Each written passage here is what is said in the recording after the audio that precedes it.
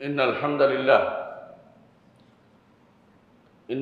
لله نحمده ونستعينه ونستغفره ونعوذ بالله من شرور أنفسنا ومن سيئات أعمالنا من يهده الله فلا مضل له ومن يضلل فلا هادي له وأشهد أن لا إله إلا الله وحده لا شريك له وأشهد أن محمدًا عبده ورسوله يا أيها الناس اتقوا ربكم الذي خلقكم من نفس واحدة وخلق منها زوجها وبث منهما رجالا كثيرا ونساء واتقوا الله الذي تساءلون به والأرحام إن الله كان عليكم رقيبا يا أيها الذين آمنوا اتقوا الله حق تقاته ولا تموتن إلا وأنتم مسلمون يا أيها الذين آمنوا اتقوا الله وقولوا قولا سديدا يصلح لكم أعمالكم ويغفر لكم ذنوبكم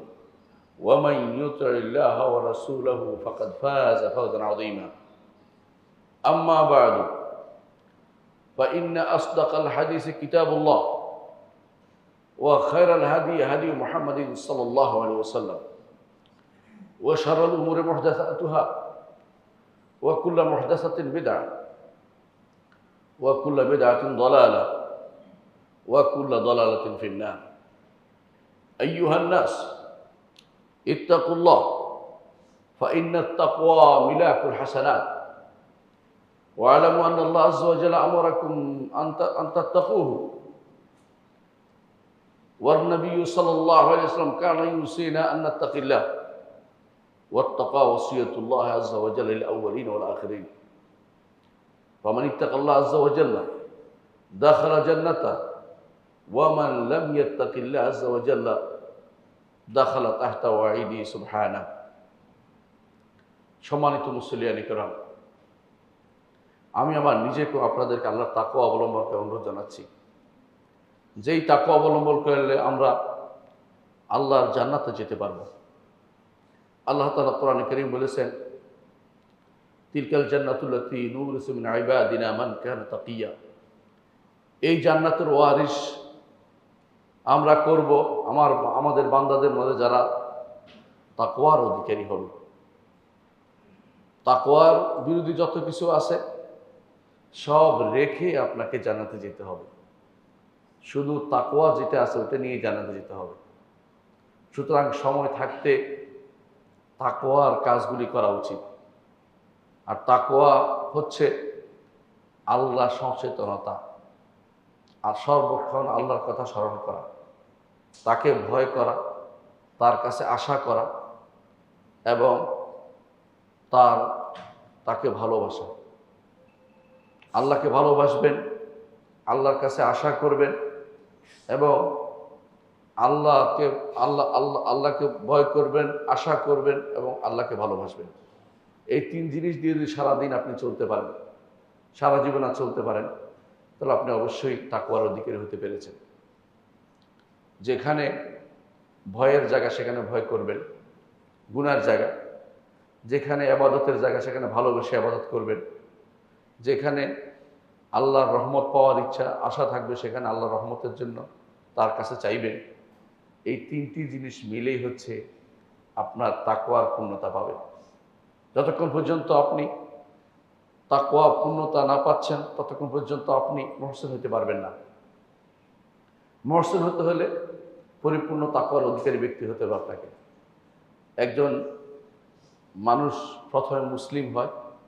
তারপরে মোমেন হয় তারপরে মুহসিন হয় মুসলিম মোমেন মুহসিন এই তিনটি স্তর ইমানদারের সব সময় আছে আবার এটা একবার হয়ে গেছে তা নয় তার সারাটা জীবন এই তিন স্তরের মধ্যে উঠানামা করে কখনো মুসলিম থাকে কখনো মোমেন হয়ে যায় কখনো মুহসিন পর্যন্ত হয়ে যায় ইমানদার এই তিনটি স্তরের মধ্যে উঠানামা করে যদি আপনি ইহসান করতে করতে আল্লাহর সাথে সাক্ষাৎ করেন আপনার মৃত্যু এসে যায় তাহলে আপনার জন্য আল্লাহ তাআলা মুহসিনদের জন্য যা ঘোষণা করেছেন সেটা আপনি পেয়ে যাবেন আপনি জান্নাতে যাবেন বিনা হিসাবে আপনার কোনো হিসাব নেই আপনি এমনি জান্নাতে চলে যাবেন আর যদি আপনি মুমিনদের মধ্যে পড়েন, তাহলেও আপনি জান্নাতে যাবেন। আর যদি আপনি সর্বনিম্ন স্তরে থাকেন, মুসলিম থাকেন, আপনার জন্য ভালো করেছেন, মন্দও করেছেন, তওবা করে যাননি, আপনার জন্য বিপদের কোনো শেষ নেই। মুহসিনরা জান্নাতে চলে যাবে, আল্লাহ তাআলা নিজে ঘোষণা করেছেন, ইন্নাল্লাহা মা'আল্লাযীনা তাকাও ওয়াল্লাযীনা হুম মুহসিনুন। যারা মুত্তাকি, মুহসিন, আল্লাহ তাদের সাথে আছেন। আল্লাহ আরশের উপর থেকে সাথে থাকার অর্থ হচ্ছে তিনি আপনাকে দেখছেন, আপনার সম্পর্কে জানেন, আপনাকে তিনি সব রকমের বিপদ আপদ থেকে উদ্ধার করবেন, আপনাকে সাহায্য করবেন। মুহসিনের জন্য এই জন্য দুই রকমের সাথী আল্লাহর সাথে থাকা আছে। একটা হচ্ছে ব্যাপক অর্থে, আরেকটা হচ্ছে সাহায্য সহযোগিতার অর্থে। এই জন্য মুহসিন পর্যায়ে না যাওয়া পর্যন্ত ইমানদার কাঙ্ক্ষিত মান ইমানের আপনি কাঙ্ক্ষিত মানে পৌঁছতে পারেন নাই। এ তাকওয়ার এই পর্যায় পর্যন্ত আপনাকে পৌঁছতে হবে। মনে রাখবেন, এ সবগুলির মূল কথা হচ্ছে আল্লাহর ইবাদতে মৃত্যু পর্যন্ত লেগে থাকা। ওয়া'বুদ রাব্বাকা হাত্তা ইয়াতিয়াকাল ইয়াকিন। যাবতীয় ইবাদত আল্লাহর জন্য করা, যার জন্য আল্লাহ আমাদেরকে সৃষ্টি করেছেন। ওয়ামা খালাকতুল জিন্না ওয়াল ইনসা ইল্লা লিয়াবুদুন। দাসত্ব শুধু আল্লাহরই করব। আজ আমরা দাসত্ব আল্লাহ ছাড়া অনেকের জন্যই করি, অনেক কিছু দাসত্ব করি আমরা। প্রবৃত্তির দাসত্ব সবচেয়ে ভয়াবহ। সবচেয়ে ভয়াবহ হচ্ছে প্রবৃত্তির দাসত্ব। বেশিরভাগ মানুষ দাসত্ব করে যাচ্ছে মনে যা চায় তা। আল্লাহ তাআলা যেই নীতি দেননি সেই নীতি যারা অনুসরণ করে চলে তারা প্রবৃত্তি দাসত্ব করে যাচ্ছে, প্রবৃত্তি দাসত্ব করে যাচ্ছে। তার প্রবৃত্তি দাসত্ব করা হচ্ছে ভয়াবহ বিপদের কারণ। এই জন্য আল্লাহ তাআলা কোরআনে কারিমে এটাকে বলেছেন ইলাহ। আফারাআইতা মান ইত্তাখাযা ইলাহাহু হাওয়াহু আফা আনতা তাকুনু আলাইহি ওয়াকিলা। আপনি কি দেখেছেন তাকে যে তার প্রবৃত্তিকে ইলাহ বানিয়ে নিয়েছে? আপনি কি তার উপর কর্মবিধায়ক হবেন? প্রবৃত্তিকে ইলাহ বানানোর অর্থ আজ এত বেশি পরিমাণে আমাদের মাঝে আছে, আপনি হয়তো উপলব্ধি করতে পারছেন না। যদি আল্লাহর বিধানের কাছে নিজেকে সমর্পণ করতে পারেন, আল্লাহর শরীয়তকে পুরোপুরি মানতে পারেন, শরীয়ত বিরোধী কিছু না চলতে পারেন, তাহলে আপনি প্রবৃত্তি দাসত্ব করেননি। যতটুকু আল্লাহর শরীয়ত বিরোধী পথে চলেন অতটুকু প্রবৃত্তি দাসত্ব, শয়তানের দাসত্ব অথবা অন্য কারো দাসত্ব করে চলেছে। আল্লাহর দাসত্ব যদি করতে চান, আল্লাহ তাআলার শরীয়তকে পরিপূর্ণ মেনে চলতে হবে। সম্মানিত মুসলিয়ানে কেরাম, আল্লাহ তাআলা আমাদেরকে যে জন্য সৃষ্টি করেছেন তিনি বলে দিয়েছেন যে একমাত্র তার ইবাদতের জন্য। ইবাদত তো দাসত্ব, ইবাদতই দাসত্ব। অর্থাৎ আমরা সবাই দাস, তিনি আমাদের মনিব। আল্লাহ আমাদের মনিব, আমরা সবাই দাস। দাস অর্থ এটা যে দাস যা ইচ্ছে তা করতে পারে না। দাসের কাজ হচ্ছে মনিবের সন্তুষ্টি বিধান করে চলা। মনিব যা পছন্দ করে, মনিব যা ভালোবাসে, মনিব যা করতে বলেছে, মনিব যা করতে বলেছে, মনিব যা বলতে বলেছে, মনিব যা বিশ্বাস করতে বলেছে, এগুলি যদি কোনো আমাদের যথাযথ মনিবের কথা অনুসারে, মনিবের নির্দেশ অনুসারে হয়, তাহলে আমরা দাসত্ব করেছি। এটাই হচ্ছে যে সংজ্ঞা দেয়া হয় দাসত্ব। সেটা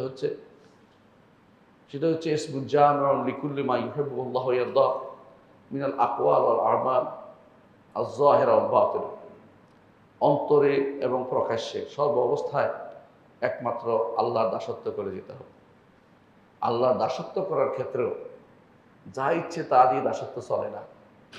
আপনি মনে মনে বললেন যে রাস্তার পাশে 1 ঘন্টা দাঁড়িয়ে থাকবো, অথবা আমি রোদের মধ্যে দাঁড়িয়ে থাকবো, অথবা বিনা খালি পায়ে চলবো, অথবা আমি কারোর সাথে কথা না বলে রোজা রাখবো, এগুলো দিয়ে দাসত্ব হয় না।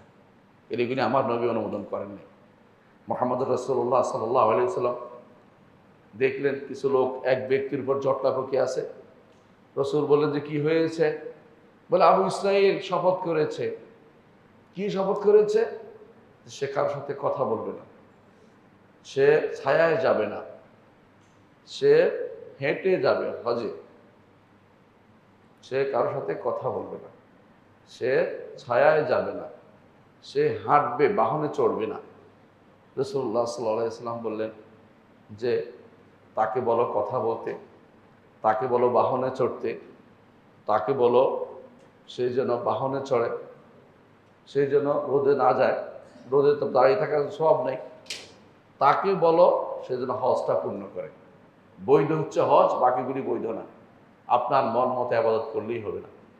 আপনি যদি নেকি কামাইতে চান, সৎ আমল করতে চান, অবশ্যই আপনাকে কোরআন এবং সুন্নাহর অনুসরণ করে চলতে হবে। নিজের মন মতো কোনো ন্যাক অর্জন করতে পারবেন না। মন চাইলেও আমি ন্যাকের এটা করে ফেললাম একটা কিছু, এটা কিন্তু করা যায় না। আজ তো আমাদের মহা উৎসব চলতেছে, যে কেউ ওরস পালন করে, কেউ খুশরোজ দিবস পালন করছে। আমি আসার সময় দেখলাম একপাশে খুশরোজ দিবস পালন করা হচ্ছে। আপনাদের এখান থেকে 4 কিলোমিটার দূরে দেখলাম, গাড়িতে ছিলাম তখন। আমি জিজ্ঞাসা করলাম খুশরোজ জিনিসটা কি, এটা করলে কি লাভ, ওরস করলে কি লাভ, এই কাজ এগুলি যারা করে ওরা কি গুনার আশায় করে, সওয়াবের আশায় করে? সওয়াব তো যেমনি সেমনি পাওয়া যায় না, সওয়াব তো পেতেই হবে। হাসানা, ন্যাকটা খুবই দরকার। এই জন্য হাসানা অর্থই হচ্ছে কল্যাণ। হাসানা দুনিয়া এবং আখেরাতে আপনার জন্য যেটা কাজে লাগবে সেটা হাসানা। দুনিয়া আখেরাতে কাজে লাগবে হাসানা।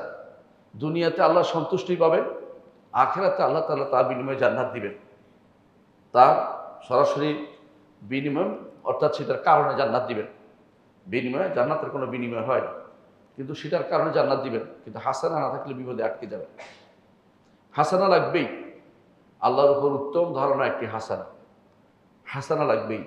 ইমানদাররা দোয়া করে রব্বানা আতিনা ফিদ দুনিয়া হাসানা ওয়া ফিল আখিরাতি হাসানা ওয়া কিনা আযাবান নার। দুনিয়াতেও চায়, আখিরাতেও চায়, সবচেয়ে উত্তম কাজটা চায়, কল্যাণমূলক কাজ চায়। কল্যাণ কোনটি? দুনিয়াতে আপনি করবেন, সেটার প্রতিদান লেখা হবে, আখিরাতে সেটার প্রতিদান আপনি পাবেন। এটা আপনাকে জানতে হবে, আর ভুল পথে পরিচালিত হবে। অনেকে আছে বেদাত করে, কেন করে? ন্যাক করাটা শিখে নাই, ন্যাক কোনটা জানে না। অনেকে আছে ন্যাক জানার পরেও তার কাছে কম মনে হয়, যে এটা আবার কি হইলো, এত কম, আরো বেশি করে করি। আপনারা জানেন রাসূলুল্লাহ সাল্লাল্লাহু আলাইহি ওয়াসাল্লামের তার মসজিদের কাছে 3 ব্যক্তি আসছে, আসে জিজ্ঞাসা করলো রসুল কি কি আমল করেন। তো খোঁজ নিয়ে জানলো যে রাসূলুল্লাহ সাল্লাল্লাহু আলাইহি ওয়াসাল্লাম রাতে তিনি ঘুমান, আবার নামাজও পড়েন, দিনের বেলা তিনি সওম পালন করেন, আবার তিনি সওম ভঙ্গ করেন। অন্যদিন কোনোদিন সওম রাখেন, কোনোদিন সওম ভঙ্গ করেন। আবার রাসূলুল্লাহ সাল্লাল্লাহু আলাইহি ওয়াসাল্লাম বিয়ে শাদী করেছেন। তার এই সমস্ত কর্ম তাদের কাছে খুব পছন্দনীয় মনে হলো, যে এত কম, আমরা আরো বেশি করতে পারি। তারা একজন বলল আমি বিয়ে শাদী করব না, আর একজন বলল আমি সারা রাত দাঁড়িয়ে ইবাদত করব, আর একজন বলল আমি সারা বছর শ্রম পালন করব।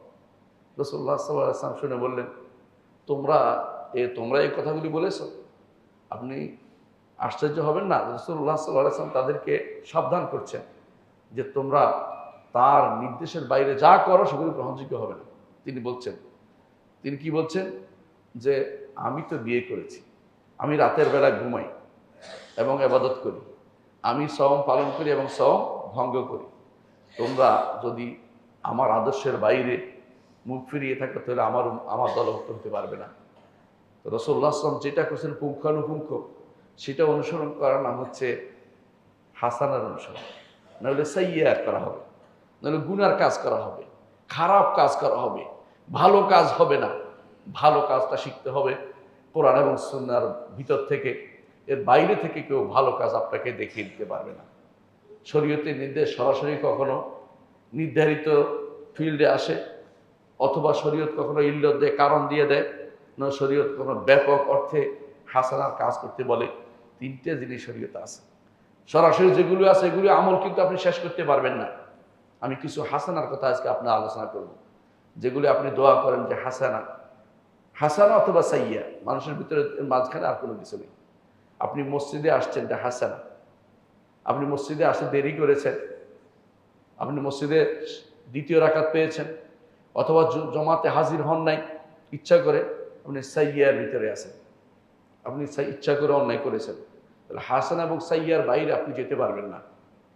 হাসানা এবং সাইয়া, হয় হাসানা না সাইয়া, দুটোর একটার ভিতরে আপনি আছেন।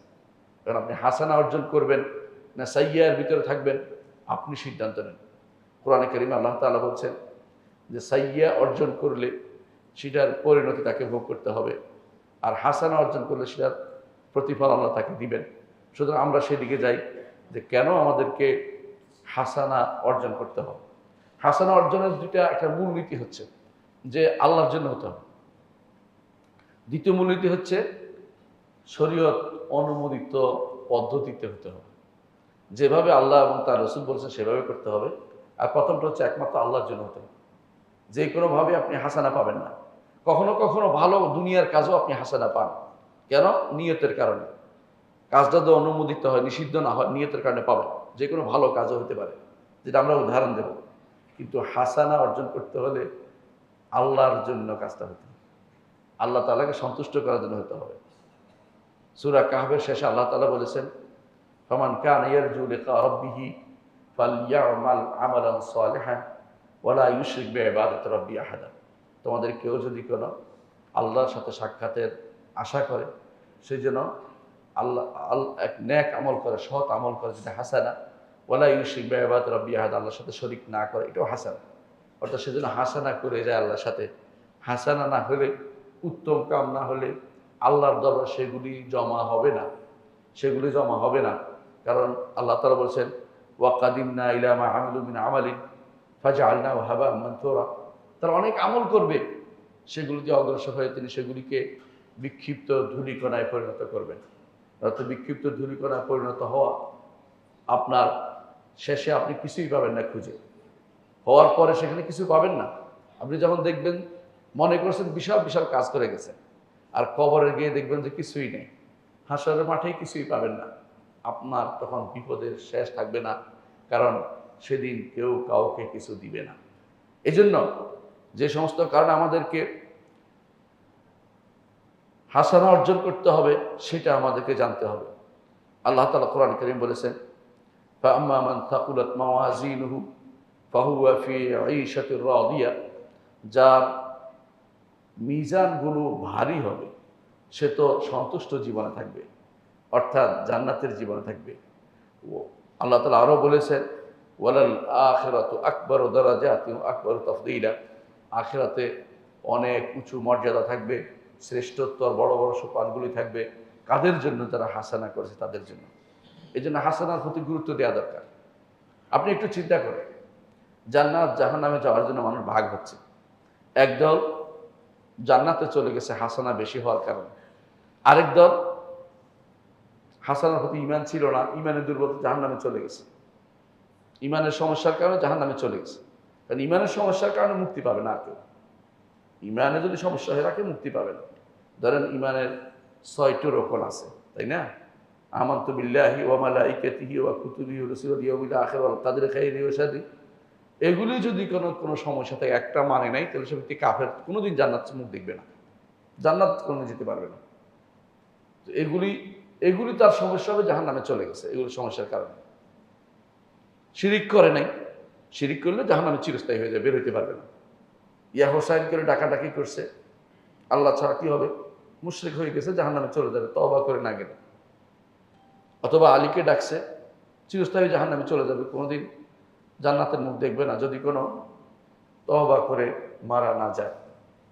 সুতরাং এই জাতীয় যতগুলি শিরিক আছে, আব্দুল কাদের জিলানী রহমতুল্লাহ আলীকে ডাকছে বিপদে আপদে, সে ব্যক্তি মুশরিক।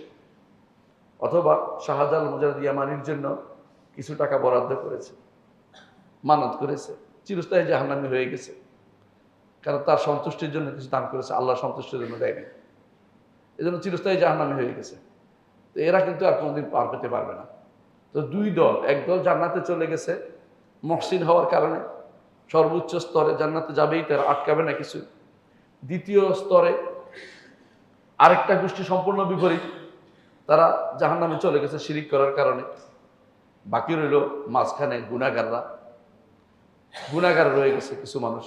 এদের বিচার হবে এদের হিসাব নিকাশ হবে, এদেরকে আল্লাহ কাউকে পার করে দিবেন, কাউকে মাফ করবেন, কারণ শিরিক নাই, কাফের হয় নাই, কিন্তু গুনাহগার মুসলিম হিসাবে আছে।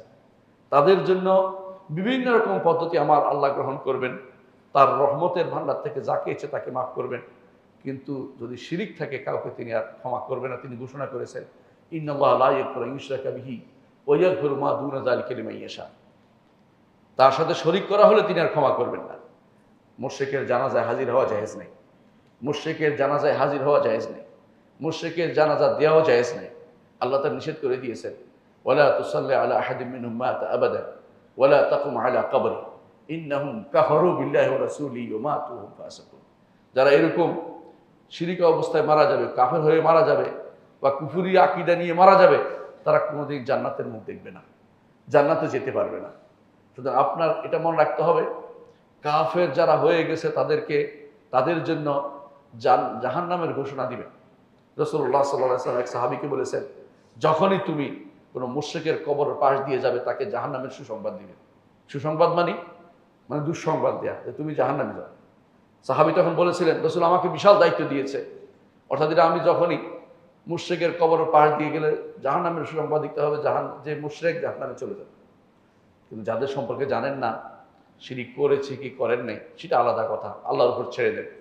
যাদের সময় আপনি দেখেছেন চোখের সামনে শিরিক করেছে, শিরিক করে মারা গেছে, এবং শিরকের বিশ্বাস তাদের ছিল, তারা সারা জীবন কবর পূজা করেছে, মাজার পূজা করেছে, তাদের জন্য ভালো কিছু অপেক্ষা করে নাই। যদি তওবা করে মারা না যায়, চিরস্থায়ী জাহান্নামী হয়ে থাকবে, হতে থাকবে। এই জন্য গুরুত্ব দিতে হবে, হাসানা নষ্ট হয়ে যায়। হাসানা তো হয়েছিল ঈমান আনার কারণে, কিন্তু হাসানা তো নষ্ট হয়ে যায়, অনেক সময় হাসানা তো নষ্ট হয়ে যায়। যার আলোচনা আমি করবো একটু পরেই। প্রথমে আসি, হাসানার প্রতি গুরুত্ব কেন দিব? যেই কারণে বলছিলাম, একদল জাহান্নামে চলে গেছে তাদের শিরিক কুফরের কারণে, মুনাফিকের কারণে। আরেকদল জান্নাতে চলে গেছে নেক আমলের কারণে, উত্তম আমল করেছে, জান্নাতে চলে গেছে আলহামদুলিল্লাহ, মহসিন তারা বা মোমেন।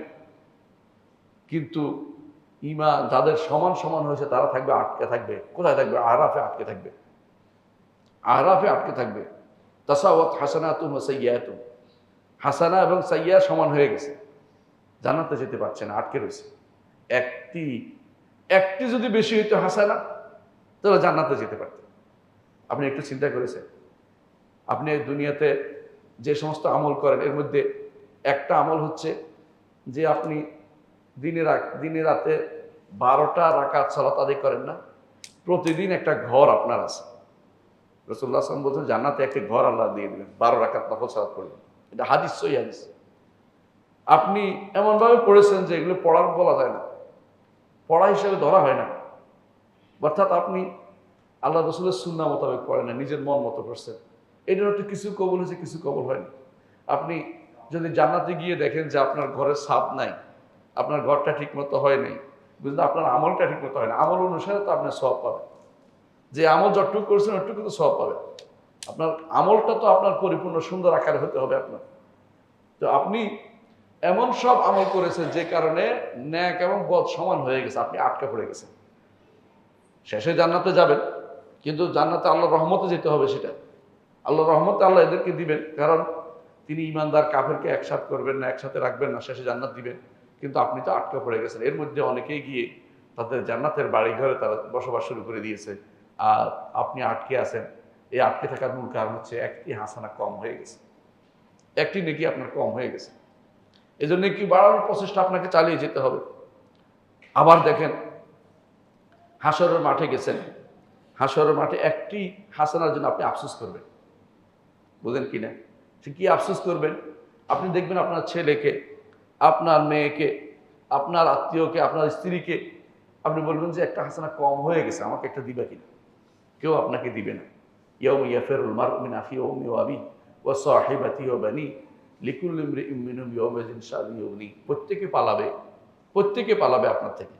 যাদের জন্য আপনি সলাতে আসা বন্ধ করে দিয়ে কাজ করেছেন, ক্ষেত খামারে ব্যবসা বাণিজ্য করেছেন, বিদেশ বিভূতিতে ছিলেন, বহুত কিছু রোজগার করেছেন, জমি বিক্রি করে বিদেশে পাঠিয়ে দিয়েছেন, তাদের ভবিষ্যৎ নির্মাণের জন্য, সন্তানের ভবিষ্যৎ প্রতিষ্ঠার জন্য তারাই আপনার কাছ থেকে পালাবে। এটা আমার কথা না, আল্লাহ বলে দিয়েছেন। সেদিন কেউ কিছু কাউকে দিবে না, সবাই নিজেকে নিয়ে টেনশনে থাকবে। সেদিন আপনি বিপদ। হাসানা বেশি হলে তার দিকে আপনার তাকাতে হবে না। এজন্য হাসানার কত দরকার আমরা বুঝতে পেরেছি। হাসানা খুবই দরকার। এজন্য সেদিনের নাম হচ্ছে ইয়াউমুত তাগাবুন, ঠকে যাওয়ার দিন। আল্লাহ তাআলা বলছেন ইয়াউমা ইয়াজমাউকুম লিয়াউমিল জামঈ যালিকা ইয়াউমুত তাগাবুন, যেদিন তোমাদেরকে একত্রিত করবেন, একত্রিত করার দিন। জামা, ইয়াউমুল জামা বলে কোরআন, কিয়ামতের দিনকে। যালিকা ইয়াউমুত তাগাবুন, সেদিন ঠকে যাওয়ার দিন। কাফের বলবে আমি তো ঠকে এসেছি, আর ঈমানদার বলবে আমি আর একটু বেশি আমল করলে আরো ভালো হতো আমার এটা। জান্নাতে আফসোস হবে না, জান্নাতে হয়তো আফসোস হবে না, দুনিয়ার হাসরের মাঠে আফসোস সবাই করবে। আরো ভালো করতে পারতাম যদি, আরো উপকার কোনো কিছু করতে পারতাম যদি, কিন্তু সেদিন পিছনের দিকে যাওয়ার আর কোনো সুযোগ নাই। আল্লাহ তাআলা বলছেন কাল্লা, কখনো না, আর পিছনে যাওয়ার কোনো সুযোগ নেই। এই আফসোসের বিষয়টি খুবই ভয়াবহ বিষয়। আগে সময় থাকতে সেটা করতে হবে। কিছুই না, অল্প জিনিসও অনেক বিশাল আমল রাসূলুল্লাহ আমাদেরকে শিক্ষা দিয়েছে। অল্প কটা কথা বিশাল আমল রাসূল আমাদেরকে শিক্ষা দিয়েছেন। এই জন্য হাসানার খুব দরকার। আবার দেখেন, হাসানা যদি থাকে আল্লাহ আবার বাড়িয়েও তোলেন। আপনার একটা হাসানা না থাকলে বাড়াবে কি? আপনি যদি একটা হাসানা করেন, আল্লাহ তাআলা কোরআনে কারীম বলেছেন ফাআম্মাল্লাযীনা আমানু ওয়া আমিলুস সালিহাতি ফায়ুওয়াফফিহিম উজুরাহুম, যারা ঈমান আমল সালেহ করেছে তাদেরকে তাদের প্রতিদান পূর্ণ আকারে দেওয়া হবে, অর্থাৎ যতটুকু দিয়েছে আরো বাড়াই দিবে। হাদিসে আপনারা শুনেছেন রাসূলুল্লাহ সাল্লাল্লাহু আলাইহি ওয়াসাল্লাম বলেছেন যে আল্লাহ তার নিজ হাতে গ্রহণ করেন কোন কোন দান, নিজ হাতে গ্রহণ করে এটাকে এমনভাবে বাড়িয়ে তোলেন যে আমার বান্দার জন্য বাড়িয়ে তুলছে, যেন একটা আপনাদের কারো উটের বাচ্চা বাড়তে বাড়তে বাড়তে এটা পুরো উপত্যকা ভর্তি হয়ে যায়। আপনার একটা নেক আমল, আপনার একটা নেক আমল আল্লাহ তাআলা সেভাবে বাড়িয়ে বাড়িয়ে সেটাকে উপত্যকা ভর্তি করে দেন। এর অর্থ হচ্ছে আপনি যদি একটু থাকে আল্লাহ বাড়াই দিবেন। হাসানা না থাকলে বাড়াবেন না তিনি। হাসানা থাকতে হবে আপনার, কারণ এই হাসানা ঈমান একটা হাসানা। ঈমান না থাকলে কিছু হবে না। ঈমানদারকে আল্লাহ রহমত করবেন, ঈমান না থাকলে আল্লাহ পরিপূর্ণ করে দিবেন না সেটা। তাছাড়া যেই রকমের হাসানাই হোক, বহু রকমের সওয়াব আল্লাহ তাআলা দিবেন। একটি হাসানার বিনিময়ে বহু রকমের সওয়াব তিনি দেবেন। আল্লাহ তাআলা কোরআনে কারীম বলছেন ইন্নাল মুত্তাকিনা ফি মাকামিন আমিন, যারা তাকওয়া অবলম্বন করবে তাদেরকে আল্লাহ তাআলা সবচেয়ে সম্মানিত আসনে রাখবেন। ফি জান্নাতি ওয়া উয়ুন, প্রস্রবণের মধ্যে রাখবেন, জান্নাতের মধ্যে রাখবেন।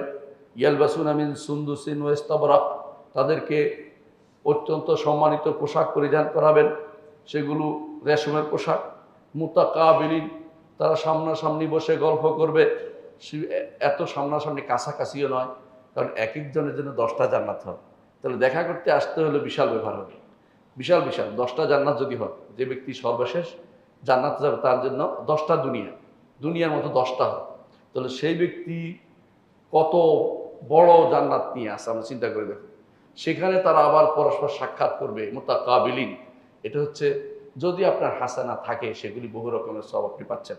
হাসানা না থাকলে আপনি সেটা পাবেন না। আর কি পাবেন? কাযালিকা ওয়াযাওয়াজনাহুম বিহুরিন আইন, তারপর আপনাকে হুরুন, এই ডাগর নয়না হুরদের সাথে আপনার বিয়ের ব্যবস্থাপনা করে দিবেন, মিলিয়ে দিবেন আপনাকে। ইয়াদউনা ফিহা বিকুল্লি ফাকিহাতিন আমিনিন, মনে যা চায় নিরাপদ, সেই নিরাপদ অবস্থায় মনে যা চায় সেরকম ফল ফলাদি আপনি পাবেন। লা ইয়াযুকুনা ফিহাল মাউতা, আর মৃত্যু আসবে না। অর্থাৎ সাধারণত মানুষ নেয়ামত পাইলে মনে করে কখন শেষ হয়ে যায়, তাড়াতাড়ি খেয়ে ফেলি। না, জান্নাতের মধ্যে এরকম না। আপনার নেয়ামত কোনোদিন বন্ধ হবে না, অনবরত নতুন নতুন নেয়ামত আল্লাহ তাআলা ব্যবস্থা করবেন আপনার জন্য। আগের মৃত্যু ছাড়া আর কোনো মৃত্যু আসবে না। ওয়াকাহুম আযাবাল জাহিম, জাহান্নাম থেকে বাঁচিয়ে দিবেন। ফাদলাম মির রাব্বিকা, আল্লাহর পক্ষ থেকে দয়া হিসেবে। যালিকা হুয়াল ফাওজুল আযীম, এ হচ্ছে মহা সফলতা। সফলতা এটার নাম। জান্নাতে গিয়ে আল্লাহ যে নেয়ামত পাওয়ার কথা বলছে, সেগুলো হচ্ছে সফলতা। সেগুলো যদি আপনি না পান, যদি এই সফলতা যদি আপনি না জান্নাতে যেতে না পারেন, আপনি সফল হতে পারেননি। দুনিয়ার বুকে অনেকের কাছে সফলতা হচ্ছে ঢাকা শহরে একটা বাড়ি, অথবা সবচেয়ে বড় দামি একটা গাড়ি, অথবা কোনো পরিবারের তার একটা নারী। এই চিন্তায় বসে আছেন আপনার সফলতা, কিন্তু এইগুলি সফলতা নয়। আপনি হয়তো দুনিয়ার সফলতা চিন্তা করছেন, আপনি দুনিয়াতে কোনো অ্যাসেম্বলির সদস্য হবেন অথবা কোনো কিছু যাবেন, এগুলি সফলতা নয়। সফলতা হচ্ছে একমাত্র আল্লাহর জান্নাত লাভ যে ব্যক্তি করতে পারছে, সেই ব্যক্তি হচ্ছে সফল। যালিকা হুয়াল ফাওজুল আযীম, যে মহা সফলতা। ওই সফলতা আমাদের অর্জন করতে হবে কিসের মাধ্যমে? হাসানা থাকতে হবে। ঈমান হাসানা, আবারও বলছি, নেক আমল হাসানা, হাসানা থাকতে হবে। হাসানা যদি আপনার থাকে তাহলে আপনার আপনার সীমাহীনভাবে আল্লাহ তাআলা আপনাকে দান করবেন, যেগুলো আপনি হিসাব করতে পারেন নাই। কোরআনে কারীম আল্লাহ তাআলা বলছেন, ফালা তা'লামু নাফসুম মা উখফিয়া লাহুম মিন কুররাতি আয়ুন জাযাআম বিমা কানু ইয়ামালুন। কোনো মানুষ জানে না যে আমল করেছে, নেক আমল করেছে, হাসানা করেছে, এর প্রতিদান হিসেবে আল্লাহ তার চক্ষু শীতলকারী যা রেখেছে, কোনো ব্যক্তি তার চিন্তাও করতে পারবে না। দুনিয়া থেকে চিন্তা করতে পারেন নাই আপনি। আপনি আল্লাহর কাছে ভালো আশা করে বসে আছেন, আল্লাহ আপনাকে ভালো দিবেন, কাজ করলে হবে, কিন্তু কাজটা যেন শুদ্ধ হয়। শুদ্ধ না হলে এই আশা গ্রহণযোগ্য না, এটা দুরাশায় পরিণত হবে। কাজটা যদি শুদ্ধ হয় আপনি অনেক কিছুই পাবেন। রাসূলুল্লাহ সাল্লাল্লাহু আলাইহি ওয়াসাল্লাম বলেছেন, হাদিসে কুদসিতে আল্লাহ তাআলা বলেন, আ'দাতু লিইবাদিয়াস সালিহিন মা লা আইনুন রাআত ওয়ালা উযুনুন সামিআত ওয়ালা খাতারা আলা কলবি বাশার। আমি আমার সালেহ নেককার বান্দাদের জন্য এমন কিছু প্রস্তুত করে রেখেছি যা কোনো চোখ দেখেনি, যা কোনো চোখ দেখেনি এবং কোনো কান তা শোনেনি, কোনো কান তা শোনেনি, কোনো অন্তরে তা উদিত হয়নি, এমন জিনিস আপনার জন্য রেখেছে। তবে যদি হাসানা না থাকে সেগুলি কোনোটাই আপনি পাবেন না। আল্লাহ স্পেশাল বান্দা হতে হলে হাসানা থাকতে হবে, আপনার নেকি থাকতে হবে, আপনার ভালো কাজ থাকতে হবে। এই ভালো কাজ যদি আপনি করে যেতে পারেন, ভালো কথা আপনি বলে যেতে পারেন, ভালো আকীদা নিয়ে যেতে পারেন, তাহলে আপনার সেটা কাজে লাগবে। তবে হাসানা হওয়ার জন্য দুটি শর্তের কথা আমরা আগেও বলেছি। একমাত্র আল্লাহর জন্য হতে হবে এবং মুহাম্মদুর রাসূলুল্লাহ সাল্লাল্লাহু আলাইহি ওয়াসাল্লামের তরিকা মোতাবেক হতে হবে। এই জন্য আমরা সবসময় কি দোয়া করি? আইন্নি আলা যিকরিকা ওয়া শুকরিকা ওয়া হুসনি ইবাদাতিকা। ইবাদত করার পরেও বলি, ইবাদত করার শেষে বলি, কারণ যদি হুসনি ইবাদত না হয় সেটা আল্লাহর দরবারে গ্রহণযোগ্য হবে না। ইবাদতটা একমাত্র সুন্দর পদ্ধতিতে হতে হবে, যেই পদ্ধতি মুহাম্মদুর রাসূলুল্লাহ সাল্লাল্লাহু আলাইহি ওয়াসাল্লাম অনুমোদন করেছেন। নিজের মন মতো সালাত পড়লে হয় না, নিজের মন মতো ইবাদত করলেই হয় না। আপনার জন্য আরেকটি কাজ করতে হবে, সেটা হচ্ছে হাসানার ক্ষেত্রে আপনার সবসময় অনুভূতি থাকতে হবে যে আল্লাহ তাআলা আমাকে দিবেন এবং আল্লাহ তাআলা সেটা দেন, এবং সেটা রাসূলুল্লাহ সাল্লাল্লাহু আলাইহি ওয়াসাল্লাম আমাদেরকে জানিয়েছেন। একটি হাসানা কিভাবে পরিবর্তন করে দেখেন। রাসূলুল্লাহ সাল্লাল্লাহু আলাইহি ওয়াসাল্লাম বলেছেন যে এক লোক রাস্তা দিয়ে যাচ্ছিল, যাওয়ার সময় দেখে যে একটা ডাল পড়ে আছে, মানুষের কষ্ট দিচ্ছে, গাছটা এই ডালটা কেটে সরিয়ে দিল। রাসূলুল্লাহ সাল্লাল্লাহু আলাইহি ওয়াসাল্লাম বললেন যে আমি তাকে জান্নাতে ঘোরাফেরা করতে দেখেছি। এর অর্থ হচ্ছে একটা হাসানার কারণে জান্নাতে চলে গেছে। এই অনুভূতি আপনার থাকা দরকার। কোনো একটা কাজ করলে যে এটাই হয়তো আমার কাছে লাগবে আখিরাতে, কোনটা যে আপনার কাজে লাগবে আপনি বলতে পারেন না। আপনি যে কোনো কাজ করবেন অনুভূতি নিয়ে করবেন যে এইটা আমার কাজে লেগে যাবে, আমি এটা আল্লাহর কাছে চাই, আল্লাহ আমাকে যেন একান্তে সেটা দিয়ে দেয়। সেদিন হয়তো আপনি চিন্তাও করতে পারবেন যে এটা চলে আসছে, এটা দিয়ে আল্লাহ পার করে দিয়েছেন আপনাকে। একটা হাদিস আপনার শুনেছেন, রাসূলুল্লাহ সাল্লাল্লাহু আলাইহি ওয়াসাল্লাম বলেছেন, এক ব্যক্তি অনেক গুনাহ খাতা করেছে, তো বলছে ইয়া ফুল অমুক কি করেছো? আল্লাহ তাআলা জিজ্ঞাসা করবেন, হাদিসটা মনে আছে আপনাদের? হাদিসটা আপনি পড়ছেন।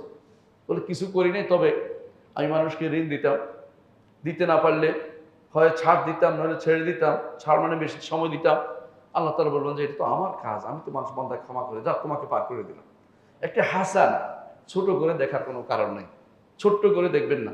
রাসূলুল্লাহ সাল্লাল্লাহু আলাইহি ওয়াসাল্লাম বলছেন লা তাহকিরান্না মিনাল মা'রুফি শাইআন। ভালো কাজের হাসানার কোনো কিছুকে তুমি হাকির ছোট মনে করো, তুচ্ছ মনে করো না, এটা হয়তো তোমার জন্য বিরাট উপকার দিবে। এক মহিলা, সে বেশ্যা ছিল কিন্তু ঈমান ছিল। বেশ্যা ছিল কি, বেশ্যা বোঝেন আপনারা?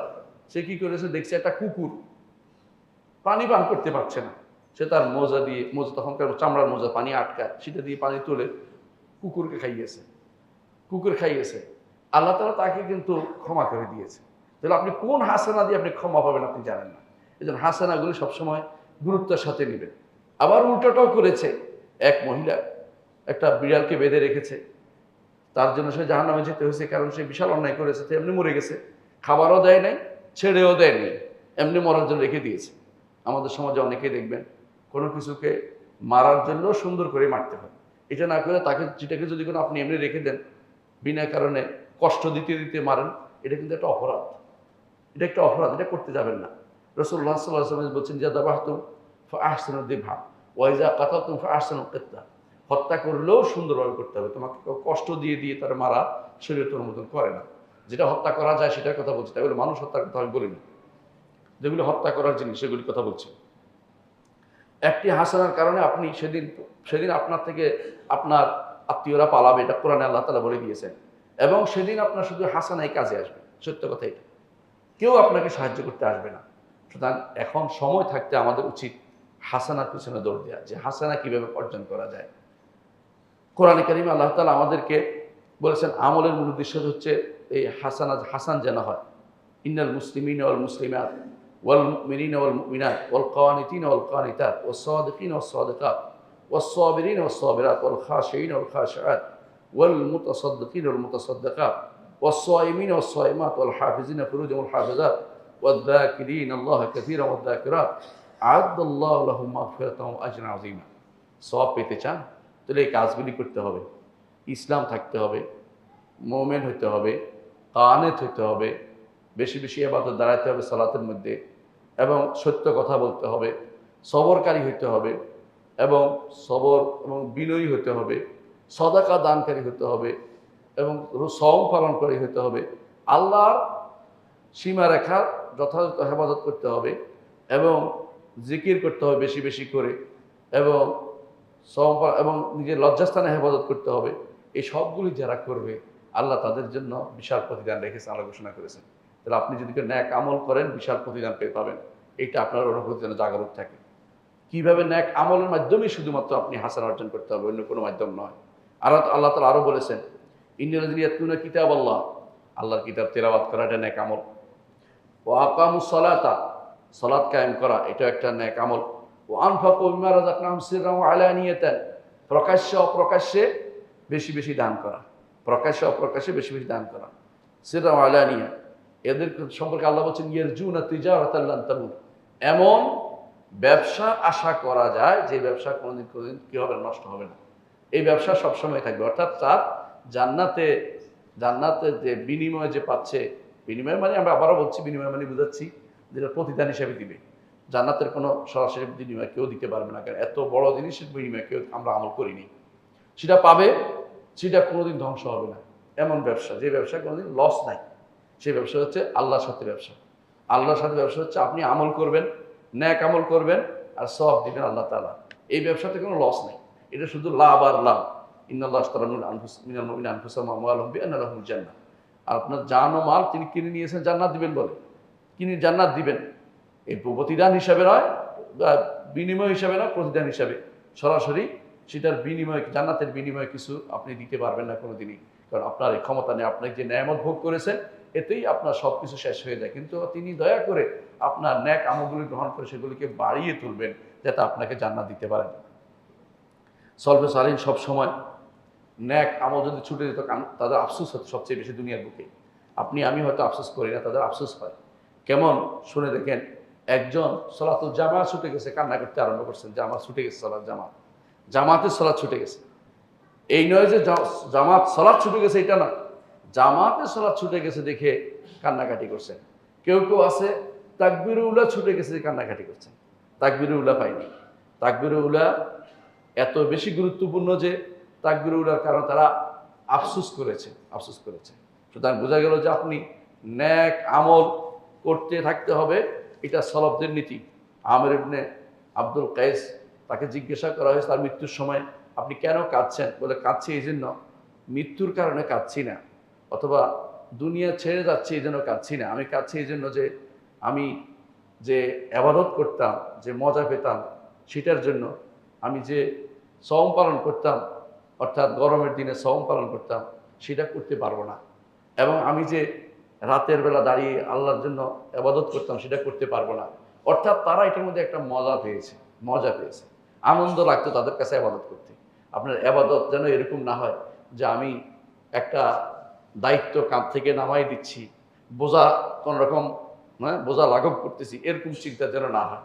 বরং আপনার ইবাদত যেন এরকম হয়, কুররাতু আইন হয়। রাসূলুল্লাহ সাল্লাল্লাহু আলাইহি ওয়াসাল্লাম তিনি বলছেন, জয়রাত কুররাতু আইনি ফিস সালাহ, সালাতের মধ্যে আমার চক্ষু শীতল হয়, সালাতের মধ্যে তিনি আনন্দ পান, আল্লাহর সাথে সম্পর্ক তৈরি হয়। সওমের মধ্যে তিনি আনন্দ পান। রাতের বেলা তিনি দাঁড়িয়ে দিতেন নফল সালাতে, তার পা ফুলে যেত, কিন্তু তিনি সালাত ছাড়তেন না। এর অর্থ হলো লম্বা সময় কেরাত করতেন। সাহাবী বললেন যে আমার মনে হলো যে আমার 2 পা ফেটে যাচ্ছে, আমার চলে যাওয়ার পর্যন্ত চিন্তা করছিলাম। তারপর রাসূলুল্লাহ সাল্লাল্লাহু আলাইহি ওয়াসাল্লাম সালাত শেষ করেছেন, লম্বা টাইম নিয়ে এক রাকাতে তিনি সূরা বাকারা পড়েছেন, তারপরে নিসা পড়েছেন, তারপরে আলে ইমরান পড়তে যাইয়া তারপর দেখেন যে মানে কোথাও তার গলা আটকে গেছে, এই জন্য তিনি তাড়াতাড়ি রুকুতে গেছেন। চিন্তা করেন কত লম্বা টাইম নিয়ে সেটা পড়েছেন। আর আপনি আমি কোনোরকম ফালাক আর নাস এখলাস দিয়ে কোনোরকম শেষ করার চিন্তা ভাবনা করি যে পড়লাম। আনন্দ পেতে হবে এবাদতের মধ্যে, এবাদতের মধ্যে আপনার ভালো লাগতে হবে। এবাদত থেকে কোনো মুখ ফিরিয়ে যাবেন না। যদি এবাদতকে কঠোর লাগে বুঝতে হবে শয়তান আপনার এখনো দখল করে আছে। আল্লাহ তাআলা এই জন্য বলেছেন ওয়া ইন্নাহা লাকাবীরাতুন ইল্লা আলাল খাশিঈন, যারা বিনয়ী তারা শুধু এবাদতের মজাটা পায়, আর যারা বিনয়ী না তাদের এবাদতে ভালো লাগে না, কষ্ট লাগে।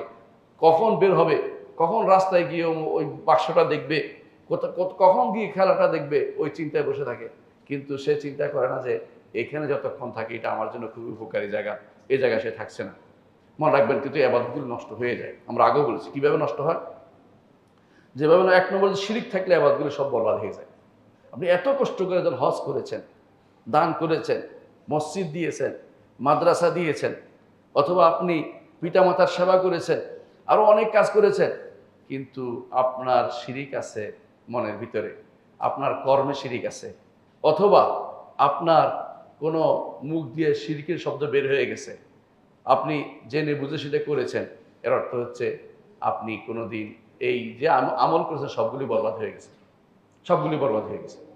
হজ করে আসছেন, আমি অনেক সময় বলে থাকি এটা, হজ করছেন, মক্কা গিয়ে লাব্বাইক পড়েছেন, লাব্বাইক পড়ে অনেকে, লাব্বাইক অর্থ কি? তাওহীদের ঘোষণা দেয়া। লাব্বাইক তাওহীদের ঘোষণা দেয়া, একেবারে আপনি পরিচ্ছন্ন হয়ে গেছেন। কারণ তাওহীদের ঘোষণা তালবিয়া পাঠ করলে তো গুনাহ মাফ হয়, এবং ইবাদত করলে গুনাহ মাফ হয়। মক্কাতে আপনি হজ করেছেন, গুনাহ একদম নাই, আপনি কার মতো হয়ে গেছেন? ছোট বাচ্চার মতো আপনি হয়ে, শিশুর মতো নিষ্পাপ হয়ে ফিরে আসছেন। এর অর্থ হচ্ছে আপনার গুনাহ নাই। কিন্তু মদিনায় গিয়ে রসুলের কাছে বলছেন, রসুল আপনি আমার জন্য এইটা করেন ওইটা করেন, অথবা কোনো কবরের কাছে গিয়ে এটা বলেছেন, অথবা দেশে এসে শাহজালালের কাছে এটা বলেছেন, আপনার সমস্ত আমল বরবাদ হয়ে গেছে। হজ তো গেছে গেছে, এর আগের গুলোই চলে গেছে। এর অর্থ হলো আপনাকে শিরিক করলে আপনার সমস্ত হাসানা বরবাদ হয়ে যায়। এমন কোনো কাজ করবেন না যে আপনার সমস্ত হাসানা বরবাদ হয়ে যায়। আইয়াদু আহাদুকুম আন তাকুনা লাহু জান্নাতুম মিন নাখিলিন ওয়া আনাবিন তাজরি মিন তাহতিহা আল-আনহার ওয়া লাহু ফিহা মিন কুল্লি সামারাত ওয়া লাহু যুররিয়াতুন দুআফা ফাআসাবাহা ইরসারুন ফি নারিন ফাহতারাকাত। আপনি অনেক একটা বাগান করছেন, এই বাগানে আপনার সুন্দর ফল ফলাদি আছে, সব কিছু আছে, এবং একেবারে চক্ষু শীতল হয়ে যেমন কাজগুলি আছে, হঠাৎ করে একটা আগুন এসে বাগানটা পোড়াই ফেলছে। আপনি কি এটা চান? আল্লাহ এটা কেন উদাহরণ দিচ্ছে বুঝতে পারেন? এত সুন্দর আমল করেছেন কিন্তু একটু শিরিক করে ফেলেছেন, কি হয়েছে? আপনার বাগানটা পুরো ছাই হয়ে গেছে। আবার বাগানটা পুরো ছাই হয়ে গেছে, আপনি এটা শিখাতে হবে মানুষদের, ভাইদেরকে। আপনি যদি সত্যিকার অর্থে আপনার ভাইকে ভালোবাসেন, আপনার বাবাকে ভালোবাসেন, আপনার মাকে ভালোবাসেন, আপনার বোনকে ভালোবাসেন, আপনার আত্মীয়কে ভালোবাসেন, শিরিক থেকে মুক্তির জন্য তাকে বলতেই হবে।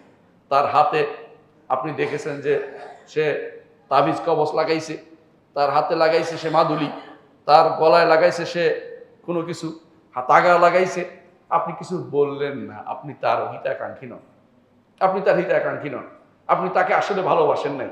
কারণ আপনি জানেন আপনার সন্তানকে আপনি ভালোবাসেন যখন আগুনে হাত দেয়, আপনি বলেন না যে থাক, আপনি কি বলেন? না, আগুনে হাত দেওয়া যাবে না, পুড়ে যাবে, চিরস্থায়ী জাহান্নামে সে পূর্বে আপনার বন্ধু, আপনার ভাই, আপনার বাবা, আপনার মা, আর আপনি তাকে ছেড়ে দিবেন। এটা কিন্তু ইমানদারের কাজ হতে ভালোবাসার নমুনা নয় এটা। তার জন্য আপনি পাগল হয়ে যাবেন, কেন সেটা করছে সে তো চিরস্থায়ী জাহান্নামী হয়ে যাবে। তওবা করো, ফিরে আসো, আপনার এই চিন্তা থাকা উচিত। আপনার আশেপাশে এগুলি হচ্ছে, আপনি কেন সেটা করেন না? আপনার উপরে আক্রমণ হলেও করবেন, সুন্দর করে বুঝিয়ে বলবেন, ভাই এটা করলে তুমি চিরস্থায়ী জাহান্নামী হয়ে যেতে পারো, তুমি কবর বেশি আশা করিও না, কবরওয়ালা তোমার কাছে কিছু দিতে পারবে না, কবরওয়ালা তোমার উপকার করতে পারবে না, কবরওয়ালা নিজের বিপদে আছে এখন, তার জন্য তোমার দোয়া করা উচিত, সে তোমার কোনো কিছু করতে পারবে না। তার কথা, তার উপরে তুমি যে বিল্ডিং তৈরি করেছেন, রাসূল নিষেধ করেছেন, এর মতো তার গুনাহ হচ্ছে। আপনি তোকে ভালোবেসে থাকেন, তাহলে হাসানা নষ্ট হওয়ার মতো কোনো কাজ তার দিয়ে করাবেন না, কারণ তার হাসানা নষ্ট হয়ে যায়। শিরিক করলেও যেমন নষ্ট হয়, কুফরি করলেও নষ্ট হয়, মুরতাদ হইলেও তেমন নষ্ট হয়, আবার কখনো কোনো বেদাত করলেও কিন্তু হাসানা নষ্ট হয়ে যায়। বেদাত করলেও হাসানা নষ্ট হয়ে যায়, দলিল আল্লাহ তাআলা কোরআনে কারীম বলেছেন, আমিলাতুন নাসিবা তাসলা নারান হামিয়া। ইবাদত করছে, পিঠ বাঁকা করে ফেলছে, আমল করেছে, কিন্তু উত্তপ্ত আগুনে চলে যাবে। সেটা হয়তো তার হাসানা নষ্ট হয়ে গেছে কিছু। চিরস্থায়ী যদি কোনো শিরিক করে ফেলে চিরস্থায়ী জাহান্নামী হয়ে যাবে, আর না হলে কিছুদিন জাহান্নামে জ্বলবে। এর অর্থ জাহান্নামে যাওয়ার জন্য ওয়াইদ আসছে। আপনার হাসানা নষ্ট হয়ে না হলে জাহান্নামে কেন যাবেন? অর্থাৎ হাসানা নষ্ট হয়ে যাচ্ছে আপনার বেদাতের কারণে, এই জন্য বেদাত করা যাবে না। আবার আল্লাহ তাআলা বলেছেন, কুল হাল উনাব্বিউকুম বিল আখসারিনা আমালা। হে নবী, আমি কি বলে দিন যে আমি কি তোমাদেরকে জানিয়ে দেব না যে আমল করে ক্ষতিগ্রস্ত হয়েছে, আমল করেছে, সে মনে করছে ন্যাক আমলের জন্য করেছে, মানে ন্যাক হিসাবে করেছে, কিন্তু ন্যাক হয় নাই, কারণ নবীর পদ্ধতিতে হয় নাই। আল্লাযীনা দাল্লা সাইয়ুহুম ফিল হায়াতিদ দুনিয়া ওয়া হুম ইয়াহসাবুনা আন্নাহুম ইউহসিনুনা সুনআ। যারা তাদের দুনিয়ার জীবনের সমস্ত কষ্ট, সমস্ত যে আমল করেছে, এগুলো সব খুইয়ে বসেছে, নষ্ট হয়ে গেছে, এগুলো আসে না। আখেরাতে যায় দেখে এগুলি কিছুই যায় নাই। এত আমল করলাম, কই সেগুলি তো কবুল হয় নাই, কারণ সেগুলি তো রসুলের পদ্ধতিতে হয় নাই, বেদাতে ছিল। বেদাতি হলে সেগুলি যাবে না, সেগুলি ওখানে যাবে না। সুতরাং সেগুলি যে কিছুই পাচ্ছে না। দাল্লা সাইয়ুহুম ফিল হায়াতিদ দুনিয়া ওয়া হুম ইয়াহসাবুনা আন্নাহুম ইউহসিনুনা সুনআ। মনে করছে কত ভালো কাজই না করছে, মিলাদ করছে, মহরমের তাজিয়া বের করেছে, তারপরে দিবস পালন করেছে, সবে বরাত, সবে মেরাজ, বদর দিবস, অমুক দিবস তমুক দিবস, বিশাল করে ঘটা করে খাইয়েছে। এমন কি হারামের মধ্যে টাকা পয়সা খরচ করেছে, গরু জবে করেছে, আশেপাশে মানুষদের খাওয়াইছে, অনেক কিছু করেছে। এরপরে যাইয়া দেখে যে ওখানে কিছুই যায় নাই। আল্লাহ তাআলা যেন কোরআনে কারীম বলেছেন, ফাসায়ুনফিকুনাহা সুম্মা তাকুনু আলাইহিম হাসরাতান ইয়াউমাল কিয়ামা। খরচ করবে আর কিয়ামতের দিন আফসোস করবে, হায় রে, খরচ যেগুলো এগুলো কই গেল, এগুলো তো আসলো না আমার কাছে। আমল নামাতে তো এগুলি শুধু গুনাহে লেখা হয়েছে, নাকি তো লেখা হয় না এগুলি। কারণ বেদাত করলে যে আপনি শুধু মাপে গুনাহ হয় না, মানে সওয়াব হয় না তা না, গুনাহও লেখা হয়েছে। এটা বিপদের কারণ। তো আমল করে ক্ষতিগ্রস্ত হতে যাবেন কেন? আমলটা যেন শুদ্ধ হয়, একটু চিন্তা করে দেখবেন। আপনি যে মিলাদ পড়েন অথবা কিয়াম করেন, দুইটা তো আরো বড় বেদাত, দুইটাই বেদাত। অথবা জিকির করেন, কি কেউ জিকির করে আল্লাহ আল্লাহ আল্লাহ আল্লাহ জিকির করে, কেউ জিকির করে ইল্লাল্লাহ ইল্লাল্লাহ, কেউ হু হু হু, কেউ হু হু নাক দিয়ে জিকির করে, নিঃশ্বাস টানে আর ফেলে। কোন জিকির চলে আসলে এগুলি? এগুলি যদি কোনো রাসূলুল্লাহ সাল্লাল্লাহু আলাইহি ওয়াসাল্লাম থেকে আসে নাই, আপনি স্পষ্ট জানতে পারেন, আপনি ভালো করে বুঝছেন, তারপরে আপনি করছেন, আপনি কি মনে করেন আপনার জন্য কেউ শরীয়ত প্রবর্তনকারী আছে? আপনার জন্য কে শরীয়ত প্রবর্তন করবে? আপনার জন্য শরীয়ত প্রবর্তনকারী তো আল্লাহ, আল্লাহ তাআলা, তিনি ছাড়া আর কেউ নাই। তিনি ছাড়া কেউ শরীয়ত দিতে পারে না। তাহলে আপনি কি জন্য এগুলো আমল করবেন? কেন করবেন? আপনার কি বিবেকে ধরে না যেগুলি কেন করছি? আপনার জানাজা যদি হয়, কিছু মানুষ আসলে আপনি গান বাজাই দিবেন, কিছু মানুষ হলে কোরআন শুনে শোনাই দিবেন। এটা কোন ইবাদত? কে ইবাদত, কে শিক্ষা দিয়েছে আপনাকে? জানাজা সিস্টেম কতক্ষণ কিভাবে করতে আমরা জানি। আপনি নীতির মধ্য দিয়ে জানাজা আদায় করেছেন, নতুন নতুন পদ্ধতি আবিষ্কার করেছেন। এগুলি কি আপনি কি মানে এমনি চলে যাবে? রাষ্ট্রীয় নীতি হলে কি পার পেয়ে যাবেন আপনি? কখনো না। আপনাকে কে করতে বলছে এগুলি? আপনি অজু করবেন, পা ধুইবেন না, আপনার কি অজুটা হয়েছে? যারা অজু করে পা ধোয় না, তাদের আবার জানাজা কিসে? তাদের নামাজ কিসে? অজু পা না ধুলে অজু হয় নাকি? অথচ একটা গোষ্ঠী পা না জীবনে কোনোদিন পা ধোয় না। যাদের কাছে কালিমা হচ্ছে পরিবর্তিত, যাদের কালিমা আশহাদু আল্লা ইলাহা ইল্লাল্লাহ মুহাম্মাদুর রাসূলুল্লাহ বললে হবে না, সাথে ও আশহাদু আন্না আলিয়ান ওয়ালিউল্লাহ না বললে তার ইমানই হয় না। সেই ব্যক্তি যাদের সালাত তিন ওয়াক্ত, যাদের সালাত 3 ওয়াক্ত, এবং যাদের সালাতের মধ্যে আবু বকর ওমরকে লানত করে, এই জাতীয় মানুষদের জন্য আপনি এত দরদ দেখান কি জন্য? আমার বুঝে আসে না। শুধু একটা মাজলুম হলে দরদ হয় না রে ভাই। আপনাকে দেখতে হবে ইমানদারের প্রতি, আপনার ইমানদার কিনা এটা আগে দেখতে হবে। যারা ইমানদার না, তাদের প্রতি আপনার কোনো আকর্ষণ থাকা উচিত না, তাদের প্রতি আপনার কোনো মায়া থাকা উচিত না, তাদের প্রতি আপনার ভালোবাসা থাকা উচিত না। দুনিয়ার জীবনে চলবে, অনেকেই কাফের সাথে চলছে, অনেক চুক্তি করবে, এটা আলাদা কথা, ব্যবসা বাণিজ্য চুক্তি চলবে, কিন্তু আন্তরিক ভালোবাসা থাকতে পারবে না। আপনার অন্তর থেকে সেগুলি দূর করতে হবে। সুতরাং আপনাকে আমল নষ্টকারী কোনো কিছু যেন না হয়। আমল নষ্টকারী কিসে নষ্ট হয়? শিরকে নষ্ট হয়, কুফরি করলে নষ্ট হয়, মোরতাদ হয়ে গেলে নষ্ট হয়, মুনাফিকি করলে নষ্ট হয়, বেদাত করলে আমল নষ্ট হয়, রিয়া করলে আমল নষ্ট হয়। রিয়া তো অনেক, রিয়া অনেক বুঝেন না। জানাজার নামাজ তো যত তাড়াতাড়ি সম্ভব শরীয়তে বলছে করতে। 4 মাস 10 দিন ইদ্যত পার হয়ে যাওয়ার পরে জানাজা পড়ার নিয়ম কোথায় পাইছে?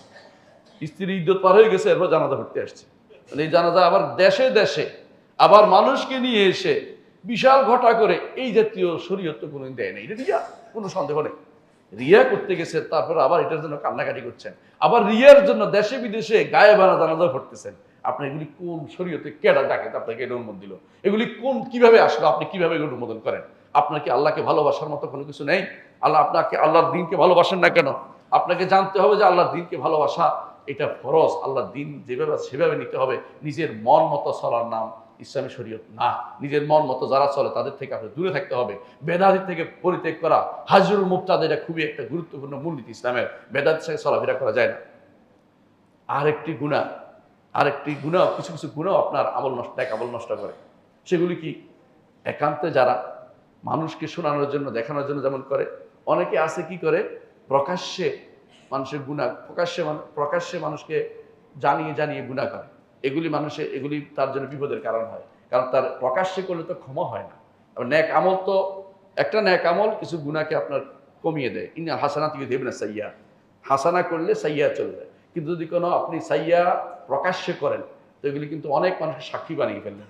এই সাক্ষী বানানো রাসূলুল্লাহ সাল্লাল্লাহু আলাইহি ওয়াসাল্লাম বলেছেন আল্লাহ তাআলা ক্ষমা করে। তো যারা মুজাহিদ, যারা প্রকাশ্য মানুষের সামনে গুনাহগুলি করতেছে, সেগুলিকে আল্লাহ ক্ষমা করেন না। বেদাতি যারা গুনাহ করে করে মানুষকে ডাকছে, যারা ইবাদতের দিকে, কবর পূজার দিকে মানুষকে ডাকছে, আপনি চিন্তা করেন সে কিন্তু বিপদে আছে। কারণ সে একা নয়, অনেক মানুষকে এই গুনাহের দিকে আহ্বান জানাচ্ছে।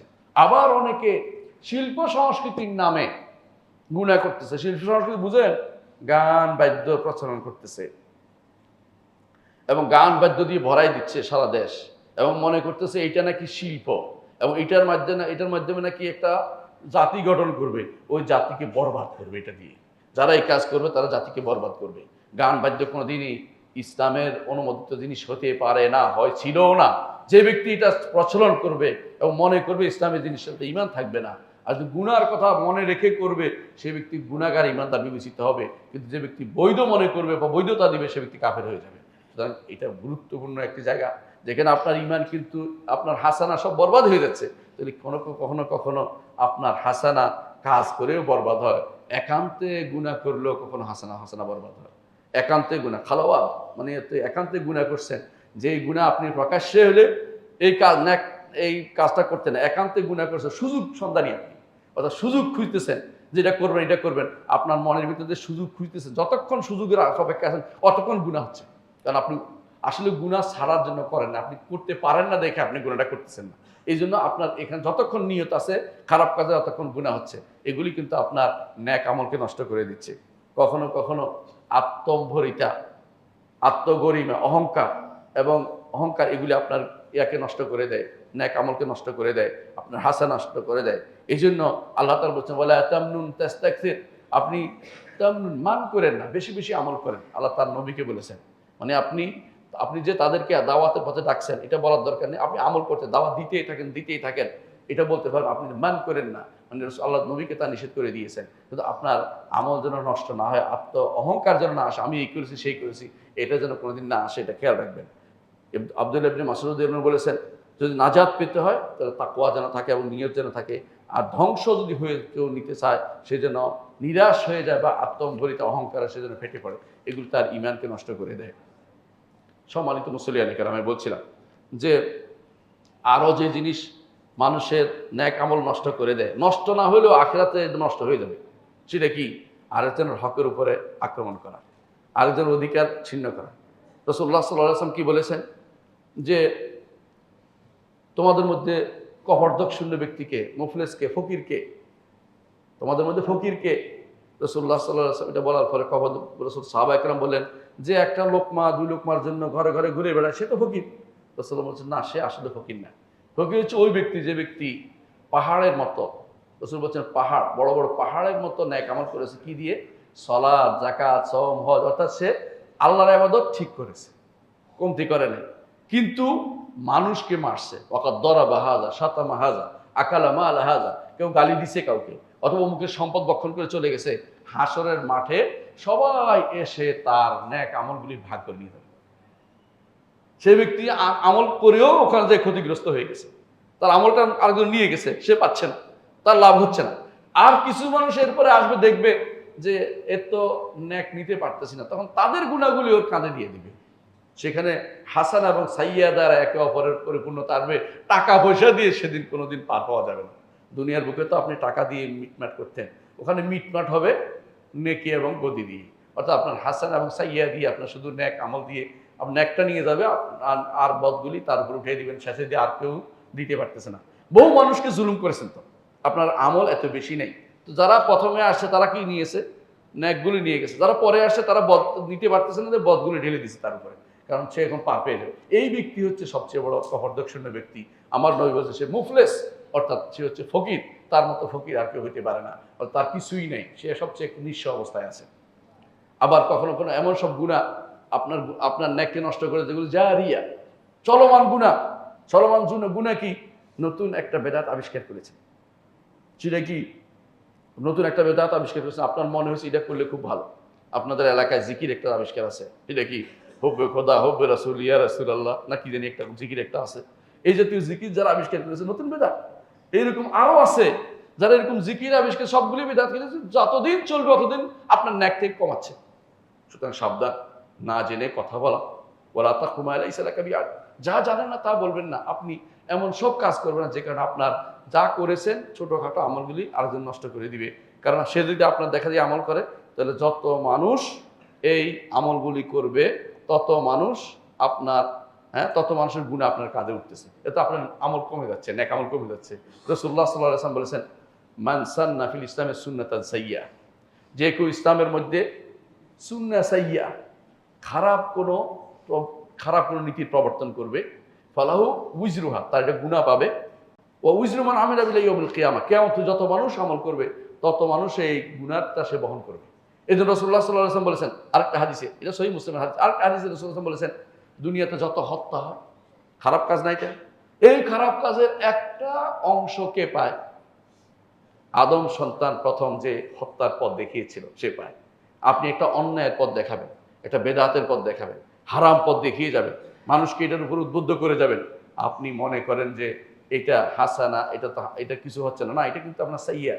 ঠিক বাসার ভিতরে একটা বাক্স রেখে গেছেন, বাসার বাক্স বুঝেন তো অর্থ কি? টিভি রেখে গেছেন, অথবা এমন কিছু রেখে গেছেন যেটা দিয়ে সে হারাম দেখবে আপনার পরিবার। আপনি কবরও যেতে পারেন, কিন্তু গুনাহ বন্ধ হয়নি, গুনাহ চলমান। সাইয়্যা আব্দুল্লাহ জাহাঙ্গীর রহমতুল্লাহ আলাইহি সবসময় বলতেন, গুনাহে জারিয়া, এই গুনাহে জারিয়া আপনার চলমান আছে। গুনাহে জারিয়া আপনি বোঝা উচিত। আপনি একটা অন্যায় কাজের জন্য একটা মানুষকে নিয়োগ দিয়ে গেছেন, চাকরি একটা নিয়োগ দিয়ে গেছেন এক ছেলেকে, যে কি সে গানের শিক্ষক, অথবা সে নৃত্যের শিক্ষক। আপনি মনে করছেন চলে গেছেন, তা নয়। যতদিন সে যত মানুষকে গান শিখাবে, নাচ শিখাবে, ততদিন আপনার কবরে সেটার গুনাহ পৌঁছে থাকবে। আর সেটা নয়, ওই যতজন শিখাচ্ছে ওদের গুনাহ কিয়ামত পর্যন্ত পৌঁছে থাকবে আপনার কবর, বন্ধ হচ্ছে। নাউযুবিল্লাহি মিন যালিক। এর অর্থ হচ্ছে আপনি কি জানেন না কোন কাজটা কিভাবে করছেন? একটা মানুষ যে কবর বাধাই করে, যত মানুষ কবর বাধাই দেখলে এটাকে গুরুত্বপূর্ণ কবর মনে করে এবং সেখানে টাকা পয়সা দিয়ে আসে, অথবা টাকার বাক্স বানিয়ে দিচ্ছেন, আপনি সেখানে কোনো অন্যায় করে যাচ্ছেন, অন্যায়ের পথ করে যাচ্ছেন, অথবা কোনো মূর্তি আপনি বানিয়ে দিচ্ছেন, আপনি মনে করেন যে আপনি ছাড় পাবেন না, আপনি অন্যায়ের কাজে সহযোগিতা করছেন, আপনি এটার গুনাহ আপনাকে বহন করতে হবে। তাহলে আমি মনে রাখবেন, আমল করেও ক্ষতিগ্রস্ত হয়ে যায়, হাসানা রক্ষা করা দরকার, হাসানা অর্জন করা দরকার। হাসানা কিভাবে অর্জন হবে সেটার আলোচনা আজকে আর করতে পারবো না, অনেক লম্বা। আমি শুধু কয়েকটা উদাহরণ দেব। এক নম্বর হচ্ছে, হাসানা অর্জনের বড় মাধ্যম হচ্ছে আল্লাহর নির্দেশিত ফরজ কাজগুলি করা, ফরজ কাজগুলি করে যেতে হবে।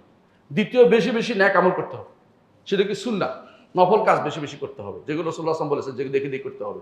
আর একটার ভিতরে আপনি মসজিদে আসছেন, ধরেন মসজিদে আসছেন, মসজিদে আসার সময় আপনি অনেকগুলো চিন্তা করবেন যে আমি মসজিদে যাচ্ছি, সওয়াব পাবো, মসজিদে যাচ্ছি আমি, আমার মর্যাদা বৃদ্ধি হবে, মসজিদে যাচ্ছি আমার গুনাহ মাফ হবে, মসজিদে যাওয়ার সময় কাউকে ডেকে নেব, সওয়াব পাবো।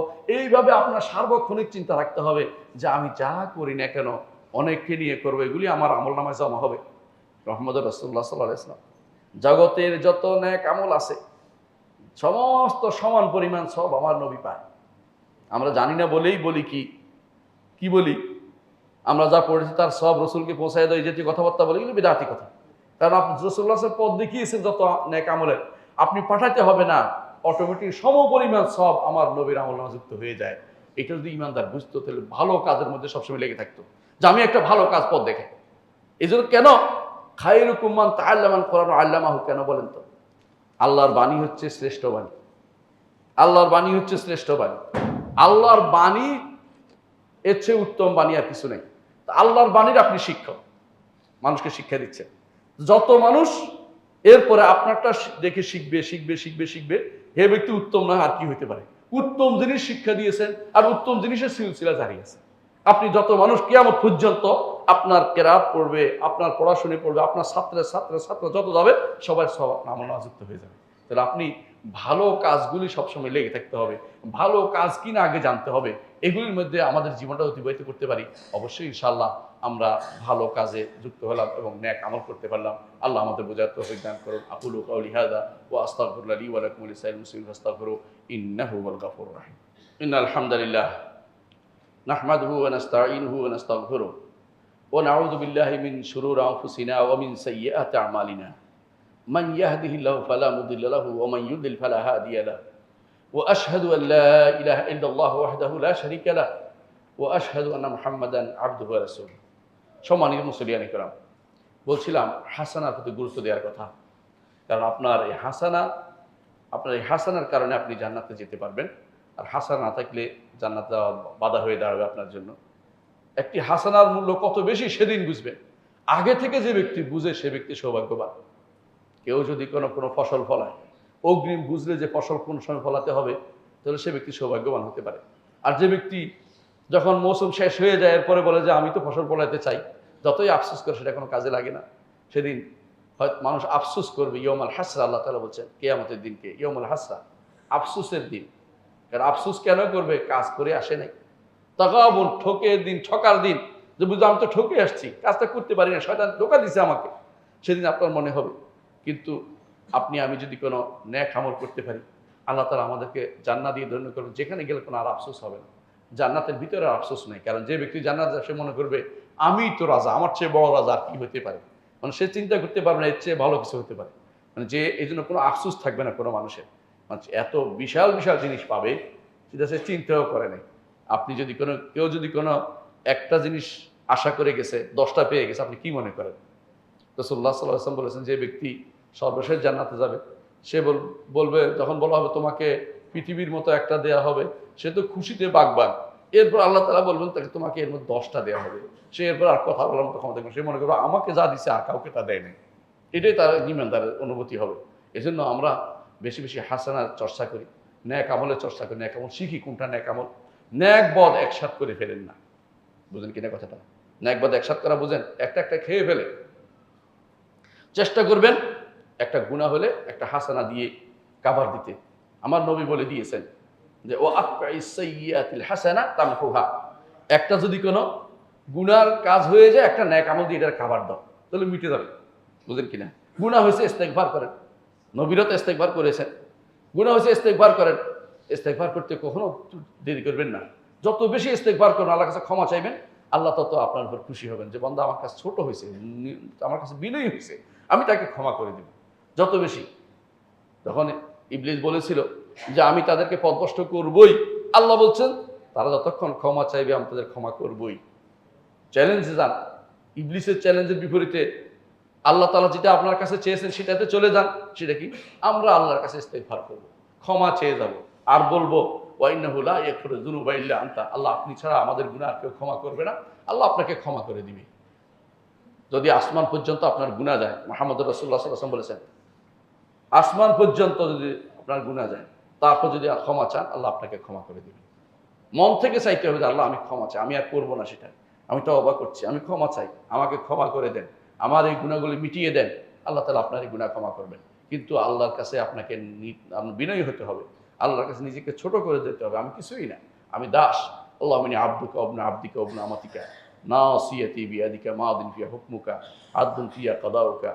এভাবে আল্লাহর কাছে নিজেকে দিনহীন করে তুলে ধরে আল্লাহর কাছে চাইবেন যে আমি চাচ্ছি আপনি এটা করে দেন, আমার আপনার নামের ওসিলা দিয়ে চাচ্ছি, আমার নেক আমল ওসিলা দিয়ে চাচ্ছি। আমি কোনো ব্যক্তি সত্তার ওসিলা দেই না, কবরের ওসিলা দেই না, অন্যের আমলের ওসিলা দেই না, নিজের নেক আমল ওসিলা দিচ্ছি, আপনার নাম ও গুণের ওসিলা দিচ্ছি।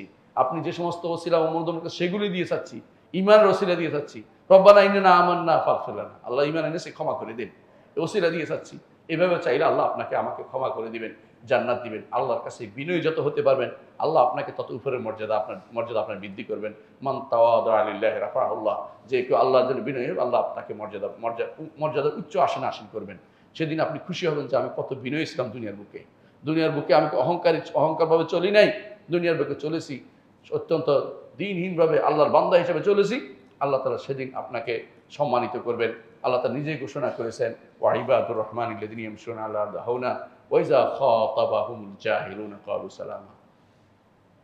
আলা ওয়া সাল্লু আলা সাইয়্যিদিল বাশারিয়া মুহাম্মদ ইবনে আবদিল্লাহ কামা আমারা আল্লাহু আযজা ওয়া জাল্লা ফি কিতাবিহি ওয়া তান্না বিমালাইকাতিহি মুসাব্বিহাতিল কুদসি ওয়া সাল্লাতা বিকুম আইয়ুহাল মুমিনুন ফাকালা তাআলা মুখবিরান ওয়া আমিরা ইন্না আল্লাহা ওয়া মালাইকাতাহু ইউসাল্লুনা আলান নবী ইয়া আইয়ুহাল্লাযিনা আমানু সাল্লু আলাইহি ওয়া সাল্লিমু তাসলিমা ওয়া ক্বালা আন-নাবিয়্যু সাল্লাল্লাহু আলাইহি ওয়াসাল্লাম মান সাল্লা আলাইহি মারাতান সাল্লাল্লাহু আলাইহি বিআশরা আল্লাহুম্মা সাল্লি আলা মুহাম্মদ ওয়া আলা আলি মুহাম্মদ কামা সাল্লাইতা আলা ইব্রাহিম ওয়া আলা আলি ইব্রাহিম ইন্নাকা হামিদুম মাজিদ আল্লাহুম্মা বারিক আলা মুহাম্মাদিন ওয়া আলা আলি মুহাম্মাদিন কামা বারাকতা আলা ইব্রাহিম ওয়া আলা আলি ইব্রাহিম ইন্নাকা হামিদুম মাজিদ আল্লাহুম্মা আরদি আনিল খুলাফাইর রাশিদিন আবি বকর ওয়া উমর ওয়া উসমান ওয়া আলী ওয়া আন সাইরিস সাহাবাতি ওয়াত তাবিঈন রিদওয়ানুল্লাহি আলাইহিম আজমাইন আল্লাহুম্মা ইগফির লানা ওয়া লিইখওয়ানিনা আল্লাযিনা সাবাকুনা বিল ঈমান ওয়া লা তাজআল ফি কুলুবিনা গিল্লাল লিল লাযিনা আমানু রাব্বানা ইন্নাকা রাউফুর রাহিম আল্লাহুম্মা ইগফির লানা আজমাইন। আল্লাহ আমাদের সবাইকে আপনি ক্ষমা করে দিন। আল্লাহ আমাদের সবাইকে আমার হাসানা বৃদ্ধি করে দিন। আল্লাহ আমাদের হাসানা বৃদ্ধি করে দিন। আল্লাহ আমাদের সাইয়্যা থেকে আমাদের মুক্তি দিন। আল্লাহ আমাদেরকে আমাদের তওবা কবুল করুন। আল্লাহ আমাদের ক্ষমা করে দিন। আল্লাহ আমাদের শিরিক থেকে মুক্ত রাখুন। আল্লাহ বেদাত থেকে মুক্ত রাখুন। আল্লাহ কুফর থেকে মুক্ত রাখুন। আল্লাহ রিদ্দা থেকে মুক্ত রাখুন। আল্লাহ নেফাক থেকে মুক্ত করে দিন। আল্লাহ আমাদেরকে যাবতীয় এমন সব গুনাহ থেকে মুক্ত করে যেগুলি আমাদের হাসানা নষ্ট করে তা থেকে আমাদের মুক্ত করুন। আল্লাহ আমাদের সন্তানদেরকে ঈমানের উপর বড় করুন। আল্লাহ আমাদেরকে ঈমান ও আমলে পরিপূর্ণতা দান করুন। আল্লাহ আমাদেরকে জান্নাতের উচ্চ মাকামগুলি আমাদের জন্য আপনি নির্ধারণ করে দিন। আল্লাহ আমাদের জন্য উচ্চ মাকামগুলি আমাদের জন্য আল্লাহ ব্যবস্থা করে দিন।